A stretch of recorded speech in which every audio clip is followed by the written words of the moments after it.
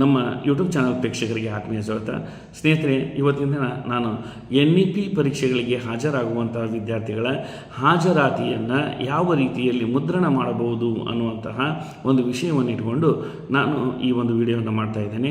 ಸ್ನೇಹಿತರೆ, ಸಾಮಾನ್ಯವಾಗಿ ಪರೀಕ್ಷಾ ಕೇಂದ್ರಗಳಲ್ಲಿ ಈ NEP ಪರೀಕ್ಷೆಗಳನ್ನು ನಡೆಸಬೇಕಾದಂಥ ಸಂದರ್ಭದಲ್ಲಿ UUCMS ಮೂಲಕ ನಾವು ಹಾಜರಾತಿಗಳನ್ನು ಮುದ್ರಣ ಮಾಡಬೇಕಾಗ್ತದೆ.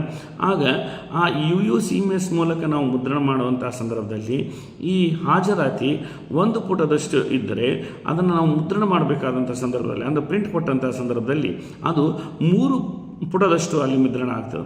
ಇನ್ನು ಒಂದು ಹೆಚ್ಚುವರಿ ಭಾಗ ಹೆಚ್ಚು ಆ ಒಂದು ಹಾಜರಾತಿ ಪ್ರತಿಯ ಮೇಲ್ಭಾಗದಲ್ಲಿ ಬರುವಂಥದ್ದನ್ನು ನಾವು ಕಾಣ್ತೀವಿ. ಆ ಕಾರಣದಿಂದ ನಾವು ಒಂದು ಸಣ್ಣ ಟ್ರಿಕ್ಕನ್ನು ನಾವು ಮುದ್ರಣ ಮಾಡಬೇಕಾದಂಥ ಸಂದರ್ಭದಲ್ಲಿ ತಿಳ್ಕೊಂಡ್ರೆ ಆ ಒಂದು ಇನ್ನು 2 ಪುಟಗಳು ಏನದವಲ್ಲ ಅಂದರೆ ಒಂದು ಪುಟ ಬರಬೇಕಾದಂಥದ್ದು 3 ಪುಟಗಳನ್ನು ಬರುವುದನ್ನು ತಪ್ಪಿಸ್ಬೋದು.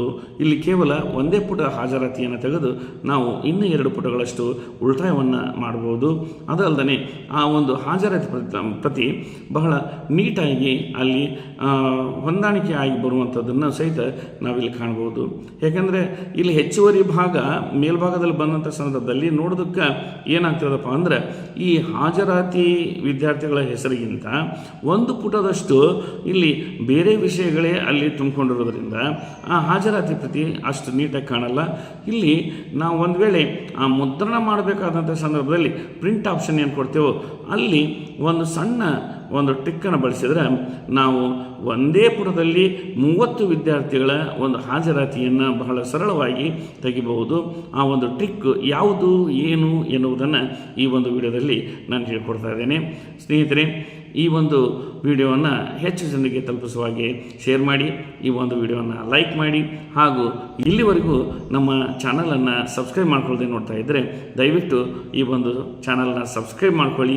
ಇದರಿಂದ ಹೆಚ್ಚು ವಿಡಿಯೋಗಳನ್ನು ನಾನು ಮತ್ತೆ ಮಾಡಿ ಹಾಕೋದಕ್ಕೆ ನನಗೆ ಪ್ರೇರಣೆ ಆಗ್ತದೆ. ಜೊತೆಗೆ ಹೊಸ ವಿಚಾರಗಳನ್ನು ಹೇಳೋದಕ್ಕೆ ನನಗೆ ಒಂದು ಹುಮ್ಮಸ್ಸನ್ನು ನೀವು ಕೊಟ್ಟಂತೆ ಆಗ್ತದೆ ಅಂಥೇಳಿ ಹೇಳ್ತಾ ಈ ಒಂದು ವಿಡಿಯೋನ ಇವತ್ತು ಪ್ರಾರಂಭ ಮಾಡ್ತಾ ಇದ್ದೀನಿ. ಬನ್ನಿ, ಯಾವ ರೀತಿಯಲ್ಲಿ ಈ ಒಂದು UUCMS ಮೂಲಕ ನಾವು ಈ ಹಾಜರಾತಿ ಪ್ರತಿಯನ್ನು ತೆಗಿಬಹುದು ಅನ್ನೋದನ್ನು ನಾನು ತೋರಿಸ್ತಾ ಹೋಗ್ತೇನೆ. ಆ ಒಂದು ಹಂತಗಳನ್ನು ನೀವು ಫಾಲೋ ಮಾಡಿದ್ದಾಯ್ತಂದರೆ ಒಂದು ಪುಟದಲ್ಲಿ ಮಾತ್ರ ನೀವು ಆ ಒಂದು ಹಾಜರಾತಿಯನ್ನು ತೆಗಿಬೋದು. 3 ಪುಟದಲ್ಲಿ ಆಗುವಂಥದ್ದನ್ನು ಒಂದೇ ಪುಟದಲ್ಲಿ ತೆಗಿಬೋದು ಅಂಥೇಳಿ ನಾನಿಲ್ಲಿ ಹೇಳ್ತಾ ಈ ಒಂದು ವಿಡಿಯೋನ ಪ್ರಾರಂಭ ಮಾಡ್ತೇನೆ. ಬನ್ನಿ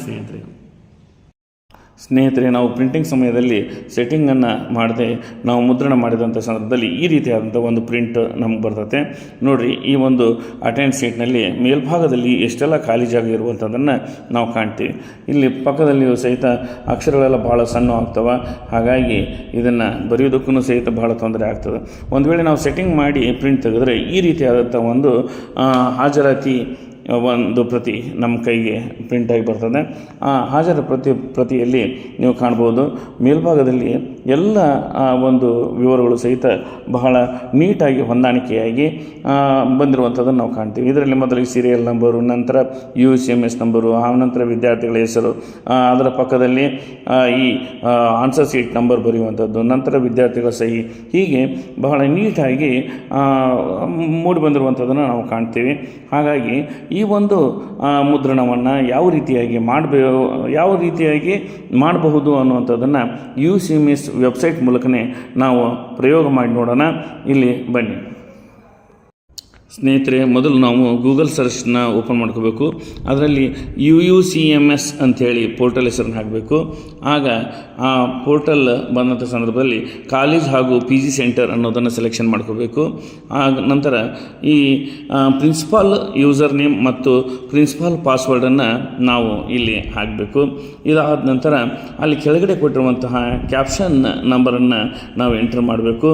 ಆ ಎಂಟರ್ ಮಾಡಿ ನಾವು ನಂತರ ಲಾಗಿನ್ ಬಟನ್ ಒತ್ತಿದ ನಂತರ ಅಲ್ಲಿ ಕಾಲೇಜಿನ UUCMS ಪೇಜ್ ಓಪನ್ ಆಗ್ತದೆ. ಆ ನಂತರ ಅಲ್ಲಿ ಮೇಲೆ ಅಡ್ಮಿಷನ್ ಸ್ಟೂಡೆಂಟ್, ಅನಂತರ ಅಡ್ಮಿಷನ್ ಅಂಥೇಳಿರುತ್ತೆ, ಅಕಾಡೆಮಿಕ್ ಅಂತೇಳಿರ್ತದೆ. ಅಲ್ಲಿ 5ನೇದು ಕಾಲಮು ಎಕ್ಸಾಮ್ ಅಂತೇಳಿರ್ತದೆ. ಆ ಎಕ್ಸಾಮ್ ಅನ್ನುವಂಥದ್ದನ್ನು ನಾವು ಕ್ಲಿಕ್ ಮಾಡಿದಾಗ ಎಕ್ಸಾಮ್ ಸೆಂಟರ್ ಅನ್ನುವಂಥದ್ದು ಅಲ್ಲಿ 3ನೇದು ಕಂಡು ಬರ್ತದೆ. ಆಗ ಅದನ್ನು ಎಕ್ಸಾಮ್ ಸೆಂಟರ್ ಅನ್ನುವಂಥದ್ದನ್ನು ನಾವು ಕ್ಲಿಕ್ ಮಾಡಿದಾಗ ಅಲ್ಲಿ student allocation to exam room ಅಂತ ಹೇಳಿರ್ತದೆ. ಅದರ ಕೆಳಗಡೆ ಸೆಟಪ್ ಎಕ್ಸಾಮ್ ಹಾಲ್ ಡಿಟೇಲ್ಸ್ ಅಂತೇಳಿ ಇರ್ತದೆ. ನಾವಿಲ್ಲಿ student allocation to exam room ಅನ್ನೋದನ್ನು ನಾವು ಕ್ಲಿಕ್ ಮಾಡಬೇಕು. ಆಗ ಅಕಾಡೆಮಿಕ್ ಇಯರ್ ಮತ್ತು ಎಕ್ಸಾಮ್ ಮಂತು ಮತ್ತು ಡೇಟನ್ನು ಅಲ್ಲಿ ಕೇಳ್ತಾರೆ. ಆಗ ನಾವು ಅಕಾಡೆಮಿಕ್ ಇಯರನ್ನು ಹಾಕೋಬೇಕು. ಇದು 2023-24 ಆದ ತಕ್ಷಣ ಆದ ಕಾರಣ ನಾವು ಇಲ್ಲಿ 2023-24 ಅಂತ ಹೇಳಿ ಹಾಕೋಬೇಕು. ಹಾಗೂ exam month July August 2024 UG ಅನ್ನೋದನ್ನು ನಾವು ಸೆಲೆಕ್ಟ್ ಮಾಡ್ಕೋಬೇಕು. ಇದು ಆದ ನಂತರ ಎಕ್ಸಾಮ್ ಡೇಟ್, ಯಾವ ಒಂದು ಪರೀಕ್ಷೆಗೆ ಸಂಬಂಧಪಟ್ಟಂತಹ ಒಂದು ಹಾಜರಾತಿಯನ್ನು ನಾವು ತೆಗಿತಿರ್ತೇವೋ ಆ ಪರೀಕ್ಷೆ ಯಾವ ದಿನಾಂಕದಂದು ನಡೀತೈತೋ ಆ ಒಂದು ತಾರೀಖನ್ನು ನಾವಿಲ್ಲಿ ಹಾಕೋಬೇಕಾಗ್ತದೆ. ಅಲ್ಲಿ ನಾವು 24ನೇ ತಾರೀಕಿನ ಒಂದು ಪರೀಕ್ಷೆಯ ಹಾಜರಾತಿಯನ್ನು ತೆಗಿತಾ ಇದ್ದದ ಕಾರಣ ಅಲ್ಲಿ ನಾವು 24/8/2024 ಅಂತೇಳಿ ಹಾಕೋಬೇಕು. ಇದು ಆದ ನಂತರ ನಮಗೆ ಯಾವ ಪೇಪರ್ ಇದೆ ಅನ್ನುವಂಥದ್ದು ಓಪನ್ ಆಗ್ತದೆ. ಮಾಡರ್ನ್ ಪೊಲಿಟಿಕಲ್ ಅನಾಲಿಸಿಸ್ ಅಂಥೇಳಿ ಇದನ್ನು ನಾವು ಕೊನೆಗೆ ಒಂದು ನೀಲಿ ಅಕ್ಷರಗಳು ಕಾಣ್ತವೆ. ಅಲ್ಲಿ ವ್ಯೂ ಸ್ಟೂಡೆಂಟ್ಸ್ ಅಲೋಕೇಶನ್ ಮತ್ತು ರೀಸೆಟ್ ಅಲೋಕೇಶನ್ ಅಂತ ಹೇಳಿರ್ತದೆ. ಅಲ್ಲಿ ನಾವು ವ್ಯೂ ಸ್ಟೂಡೆಂಟ್ ಅಲೋಕೇಶನ್ ಮೇಲೆ ಕ್ಲಿಕ್ ಮಾಡಿದಾಗ ನೆಕ್ಸ್ಟ್ ಪೇಜ್ ಓಪನ್ ಆಗುತ್ತೆ. ಅದರಲ್ಲಿ ವಿದ್ಯಾರ್ಥಿಗಳ ಹಾಜರಾತಿ ನಮಗೆ ಕಾಣಿಸ್ತದೆ. ಆ ಹಾಜರಾತಿಯನ್ನು ಕೆಳಗಡೆ ಸರಿಸಿ ನೋಡಿದಾಗ ಕೆಳಗಡೆ ಪ್ರಿಂಟ್ ಅನ್ನುವಂತಹ ಒಂದು ಆಪ್ಷನ್ ಇರುತ್ತೆ. ಅದರ ಮೇಲೆ ನಾವು ಕ್ಲಿಕ್ ಮಾಡಿದಾಗ ಆ ಪ್ರಿಂಟರ್ನ ಒಂದು ಆಪ್ಷನ್ ಬರುತ್ತದೆ.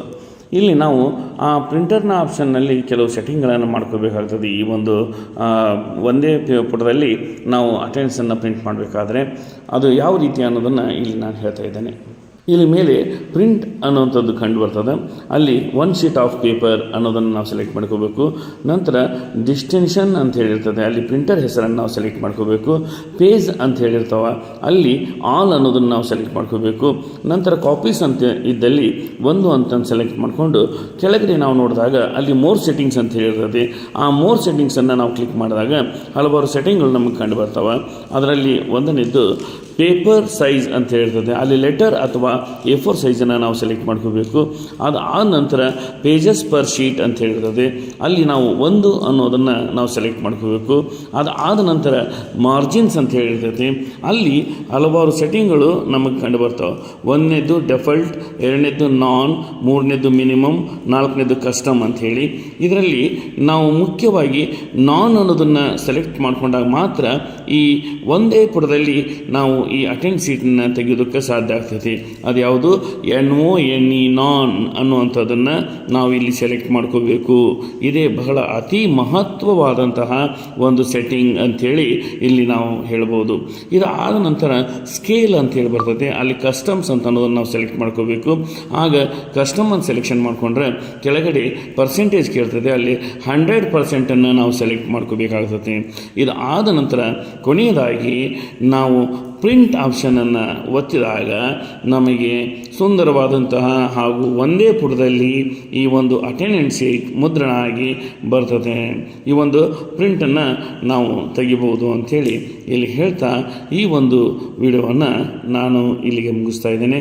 ಬಹುಶಃ ಇದು NEP ಪರೀಕ್ಷೆಗಳನ್ನು ನಡೆಸುವಂತಹ ಪರೀಕ್ಷಾ ಕೇಂದ್ರಕ್ಕೆ ಬಹಳ ಉಪಯುಕ್ತವಾದಂತಹ ಒಂದು ಮಾಹಿತಿ ಅಂಥೇಳಿ ನಾನು ತಿಳ್ಕೊಂಡಿದ್ದೇನೆ. ದಯವಿಟ್ಟು ಈ ಒಂದು ವಿಡಿಯೋ ತಮಗೆ ಲೈಕ್ ಆಗಿದ್ದರೆ ಇದನ್ನು ಲೈಕ್ ಮಾಡಿ ಹಾಗೂ ಹೆಚ್ಚು ಜನರಿಗೆ ತಲುಪುವ ಹಾಗೆ ಶೇರ್ ಮಾಡಿ. ಹಾಗೂ ನಮ್ಮ ಚಾನಲನ್ನು ನೀವು ಇಲ್ಲಿವರೆಗೂ ಸಬ್ಸ್ಕ್ರೈಬ್ ಆಗದೆ ನೋಡ್ತಾ ಇದ್ದರೆ ದಯವಿಟ್ಟು ನಮ್ಮ ಚಾನಲ್ನ ಸಬ್ಸ್ಕ್ರೈಬ್ ಆಗಿ ಅಂಥೇಳಿ ತಮ್ಮಲ್ಲಿ ಮತ್ತೊಮ್ಮೆ ನಾನು ವಿನಂತಿಸ್ಕೊಳ್ತಾ ಈ ಒಂದು ವಿಡಿಯೋವನ್ನು ಇಲ್ಲಿಗೆ ಮುಗಿಸ್ತಾ ಇದ್ದೇನೆ. ಜೈ ಹಿಂದ್, ಜೈ ಕರ್ನಾಟಕ.